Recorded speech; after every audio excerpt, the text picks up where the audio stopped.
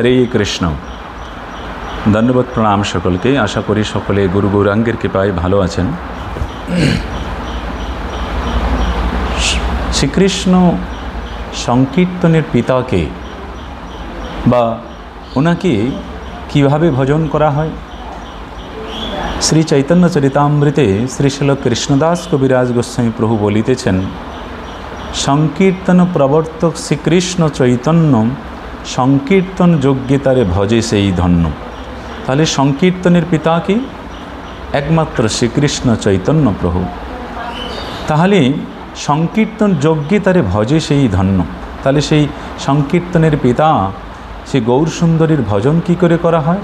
একমাত্র নাম সংকীর্তনের দ্বারাই একমাত্র গৌর সুন্দরের ভজন হয়। সেই তো সুমেধা আর কুবুদ্ধি সংসার, সর্বযজ্ঞ হইতে কৃষ্ণ নাম যজ্ঞসার। এই জন্য যারা কলিযুগে একমাত্র পতিত পাবন গৌরহরিকে প্রাপ্তি করার জন্য সংকীর্তন আরাধনা করিয়া থাকেন, একমাত্র ওনারাই হলো সংসারে সুবুদ্ধি সম্পন্ন। না হলে এই সংসারে সমস্ত জীব কুবুদ্ধি।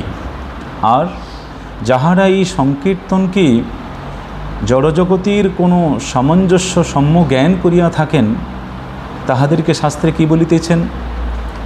কোটি অশ্বমেধ এক কৃষ্ণনাম সম, যেই কহে সেই পাষণ্ডী দণ্ডে তার যম।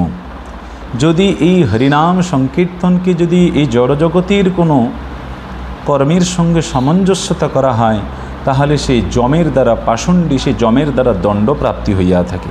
তাই কৃষ্ণ নামের সঙ্গে এই জড়জগতির কোনো কিছুর তুলনা করা হয় না। হরে কৃষ্ণ, জয় নিতাই, জয় গৌর।